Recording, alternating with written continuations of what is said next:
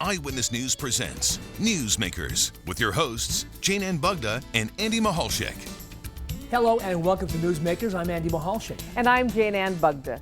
The decision to enter hospice care can be a very difficult and emotional one to make. There are many questions and many misconceptions surrounding hospice care. And we are joined by a panel of experts to give you a better understanding of hospice and how it benefits the patients and their families. We'll introduce you to our guests. And our conversation begins when this edition of Newsmakers returns right after this.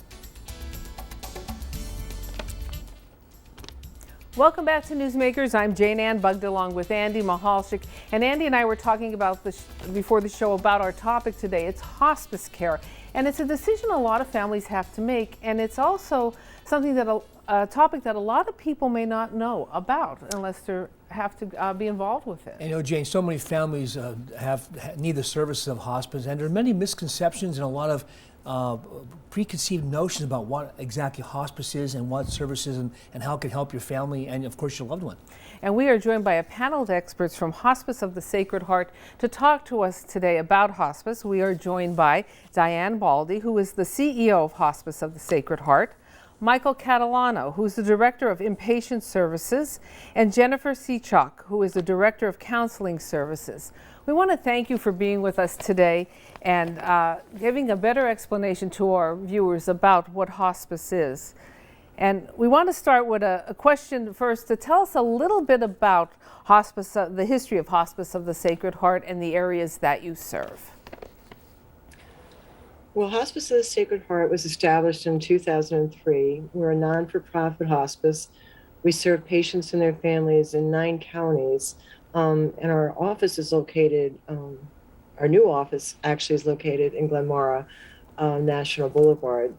And that's how we've been together for almost 20 years. We'll be celebrating our 20 years next year.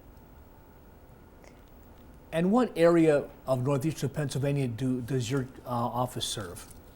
We serve from Susquehanna down to often lower Luzerne County, Tioga out to the Poconos. We serve a lot of areas, 9 counties. It's a big area. So really it's pretty much the Eyewitness News coverage area for the most part. Sure, it's northeastern PA, sure. Mm-hmm.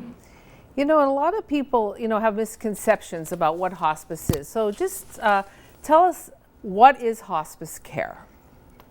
Sure, and it's so funny too because I've been doing hospice for 35 years this year, and I remember 30 years ago trying to explain it. So there are a lot of misconceptions. Hospice care is a branch of medicine that cares for patients with a life-limiting illness, with a prognosis or life expectancy of 6 months or less. We bring a team approach in with physicians and nurses and counselors, spiritual care, social workers, volunteers to help that patient and that family go through something they've never gone through before. As you said earlier, it's all new to them. It's frightening. So we provide 24-hour care services for them, the availability of 24-hour care to meet the needs along the way. Provides quality care, certainly comfort, pain and symptom management, anything that a patient and or their family may need as they're going through this very difficult journey. And what is the difference between hospice care and palliative care? People hear those terms and there's some confusion. What is the difference between those two cares? Sure. Well, it's actually, they're very much the same. They run along the same lines. It's quality, it's promoting pain and symptom management and care with all those disciplines in. But palliative care begins at the beginning of a diagnosis and it carries them through. Hospice then, as the patient's condition worsens, then hospice care takes over. Especially, we love it for it to be the last 6 months. Very often it's not, unfortunately. We just had the new statistics released from the National Hospice Organization that 25% of Medicare beneficiaries on hospice only used it for 5 days. Another 50% only used it for 18 days. The sad part is it's a 6-month benefit. Beneficiaries would be able to have the hospice experience and have that team guide them through for much longer, and unfortunately they're not.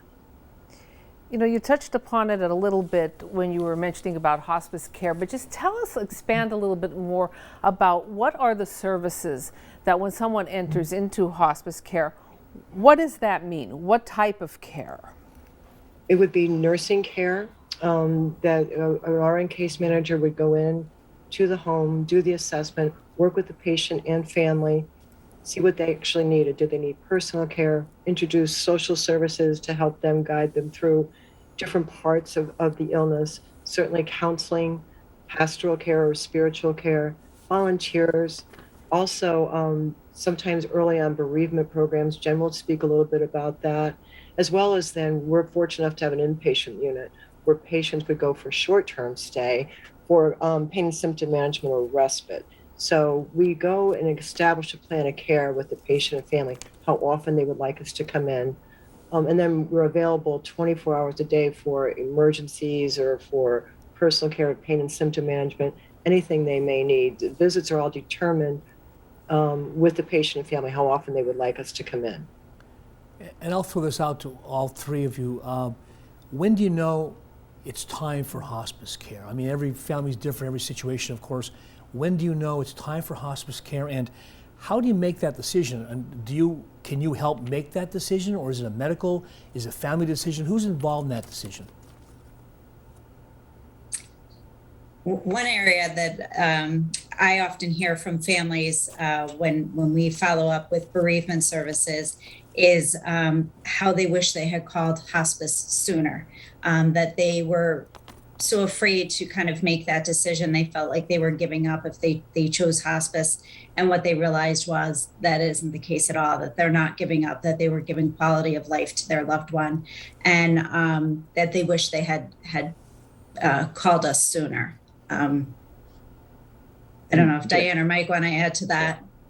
Yeah, I think, Jen, just to add to that, I think the decision for hospice is kind of like the experience of hospice, which is a team one.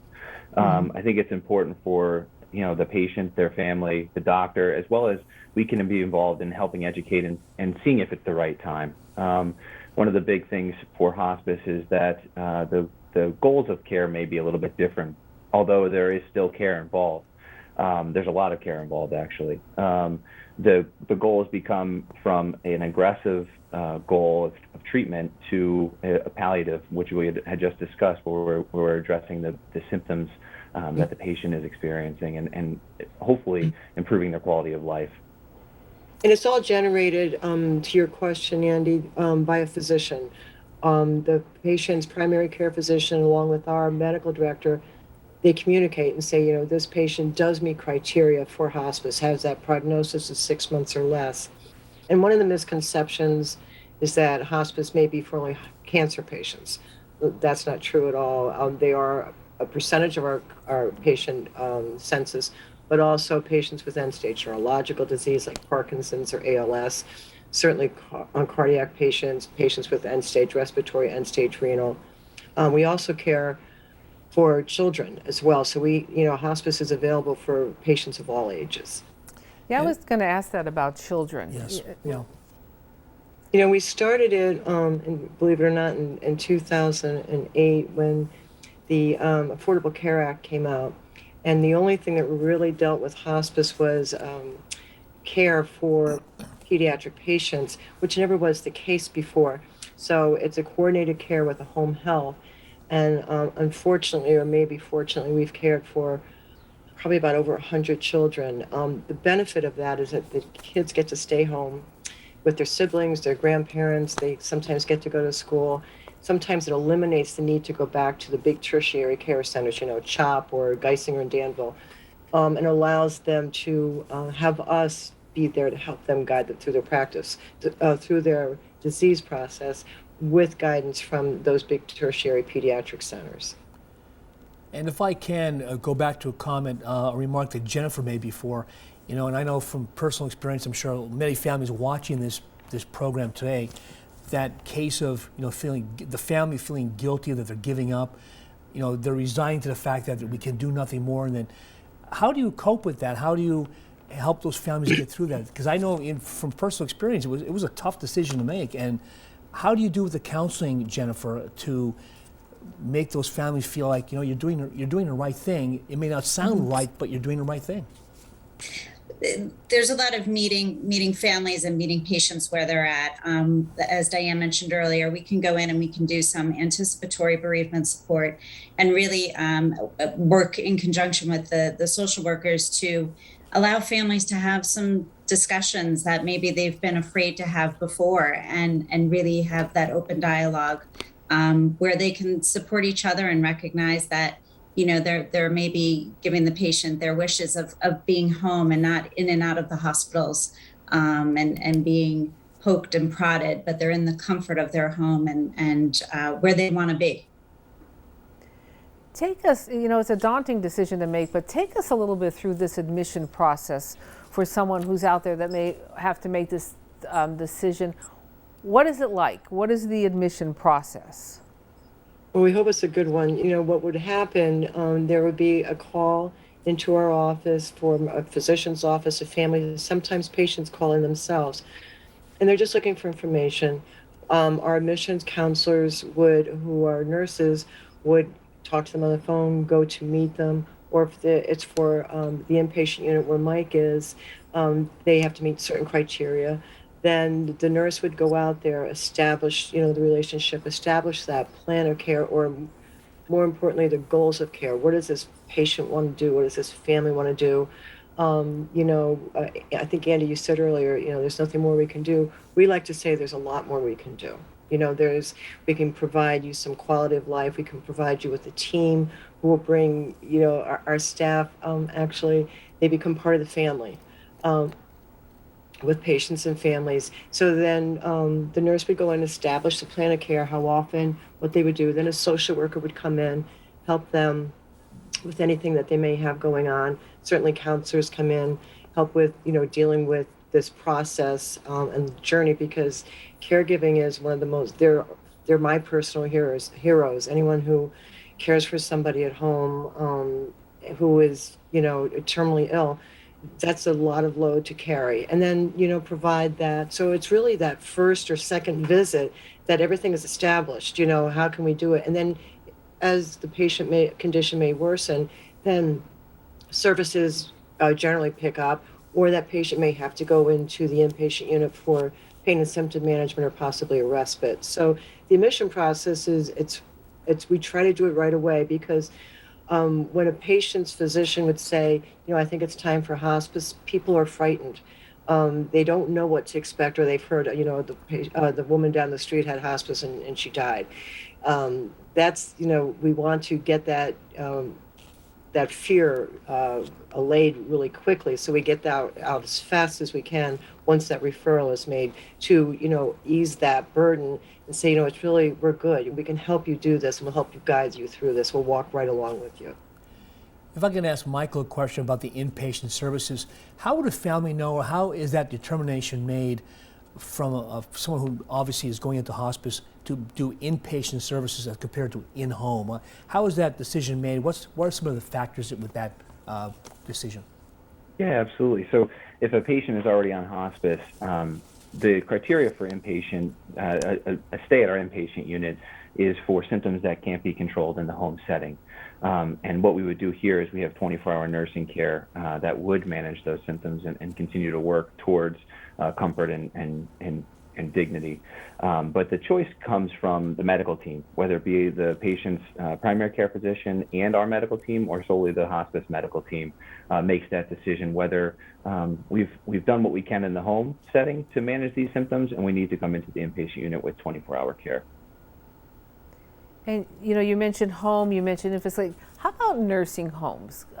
This hospice care, can you extend that into a nursing home setting? Absolutely. As long as the patient is not in a skilled bed, and that means that they would be billing Medicare for something else, because we are mainly a Medicare provider, so we both couldn't be there at the same time if they were billing Medicare. But we do have many patients in long-term care, in skilled nursing, as well as assisted living and personal care homes, because that's considered the patient's home. So hospice goes where the patient goes. And of course, the COVID-19 pandemic impacts everything.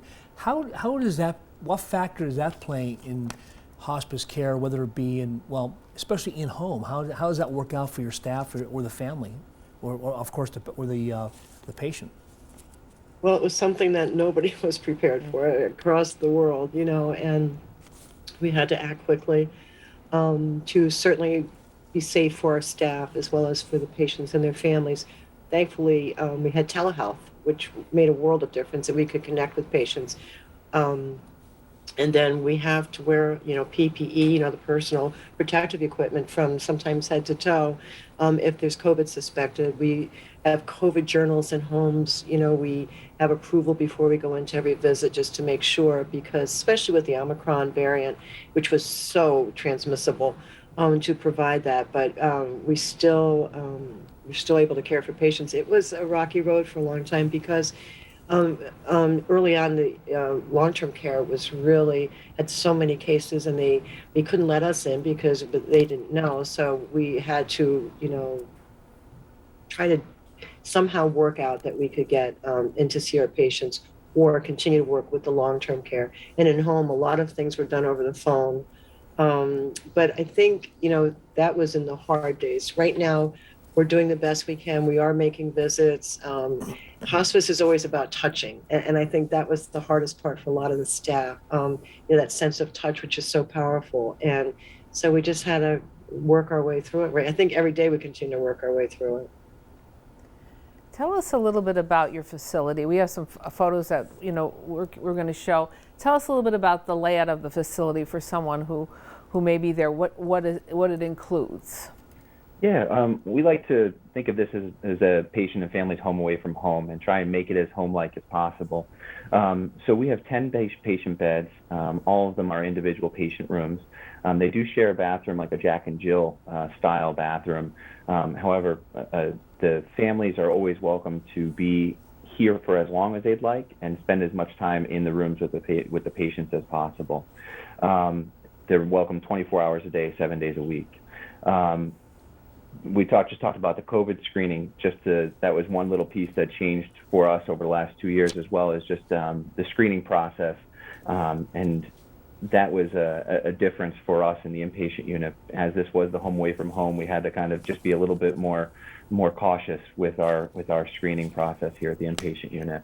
And the rest of our facility, we do have a common area that's a dining area and a living area, and a kitchen that's open for our patients and families as well. A lot of people like to cook through these times, so we're always open to that when in our facility. Well, we're going to take a quick break, and when we come back, we're going to talk a little bit more about the family support and who's part of the hospice team. We have information on today's show on pahomepage.com. We're under the Newsmakers link, and you are watching Newsmakers. We are a proud recipient of 3 Pennsylvania Association of Broadcasting Awards for Excellence in Public Affairs Programming and a Keystone State Award for Best Talk Show. We'll be back right after this. Welcome back to Newsmakers. Jayne Bugda along with Andy Mahalchik, and our topic today is hospice, and we are joined by our panel of guests from Hospice of the Sacred Heart, Jayne Baldi, Michael Catalano, and Jennifer Sechok, and we're talking about hospice and answering some of the questions that many people have when they have to make this very emotional decision. And you must have a very special staff that works day in and day out. Tell us a little bit about who makes up the hospice team. Well, you're right. They are very special. They're incredibly professional, kind, wonderful caregivers. They're nurses, they're registered nurses, LPNs, licensed practical nurses, social workers, pastoral care, counselors, bereavement counselors, volunteers, which is a big part. An incredible office staff that supports everybody, and they all come together and care for the patient and family in different venues, whether it's home, inpatient unit, or in a long-term care environment. And we're going to talk a little bit about family support. One thing we noticed, and I'm sure many families watching this program have had dealings with hospice or heard about hospice, but how do you support the family? I mean, you're in that situation. It's a very big decision, very emotional decision, as we talked about at the beginning of the program. How do you support the family? Like, is it individual? Is it group talk, or how does that work? You know, and Jen can speak to this as well. In our environment, there's a lot of family meetings because dynamics change quickly, especially if somebody that you love is in that home and they're sick and they have pain and symptoms possibly, and they know that their prognosis or life expectancy is less than 6 months. So there's a lot of things that are happening. Sometimes when home environments aren't, you know, I often say that, you know, all of us have dysfunction in our home settings, you know, so if you add that person in who has a lot of requirements, a lot of needs, and you love them and they're not, you know, they're dying, we require a lot of family meetings because dynamics change quickly. So we have family meetings, we review all our patients every 2 weeks, every one of our patients. And then we always refer and talk about the patient's family, how they're coping with the caregiving. And Mike would also have availability of a respite bed when the caregiving gets very tiring, and it can. And sometimes it's care for the caregiver, where the patient would go into the inpatient unit to provide a rest for the caregiver. Medicare is very good in putting that into the Medicare hospice benefit in the early 1980s when it was developed. So, because caregiving is such an incredible task. I do want to ask about, you have a special camp, Camp Healing Hearts. Tell us about that, and something that we cover every year, but tell us a little bit about that. So Camp Healing Hearts is a week-long camp experience for kids ages 8 to 14 who have suffered the loss of a loved one. We utilize the arts to help kids develop healthy coping skills. So we do things like cooking, baking, photography, dance, singing. I know I'm forgetting something else. Writing. And the kids really enjoy it. They're exposed to the arts, and we help them deal with not only their loss, but also any future challenges that they might come across in life. Because although kids should be sheltered once they have a loss, they should be sheltered from any other hurts in life. We know that that's not the case. And so these coping skills that we help them develop will help them through any other challenges they may face in the future. And we will have information on there, but so if someone is looking for someone to attend this camp, yes, they can just reach out to you, and then it's held in the summer, and so we'll have that information on there. But and where is it held, just so people know? Well, as Mike and Diane talked about earlier, the pandemic has caused some challenges with that. If you would have told me back in March of 2020 that we could transition all of our bereavement programs virtually, I would have thought you were crazy. But we've really been able to do that in a wonderful way, in a wonderful format. And that's for all of our bereavement programs, which I can touch on later. But and what the one silver lining for us with the pandemic is that we realized we can transition these programs to the virtual format. And so people who are in outlying areas who may not be able to travel to a camp or travel to our loss of a spouse group, for example, can attend these programs now virtually. So what we've come to realize is we're always going to keep a virtual component to the camp experience and to any other of our bereavement programs. We are hoping we can meet again in person sooner than later, but we're not there yet. All of our programs at this point are still virtual. Okay, we're rapidly running out of time. A few quick questions. Hospice care, how is it funded? How is it paid for? Does insurance cover it? I'm sure families are watching and saying, you know, and I know it's not, you're not thinking about money at that time, but it's reality. So how is it funded here? Medicare is the primary source, and there's no cost to patients or families through Medicare. Other insurances, the commercial insurances, you know, for example, Geisinger, Blue Cross, they all have a hospice component as well, and there is no charge. We pay for medications, the durable medical equipment, meaning oxygen, a bed, any other supplies they may need, as long as they're related to their terminal illness, hospice pays for them. So there's no cost to families. And I want to touch also quickly upon volunteers.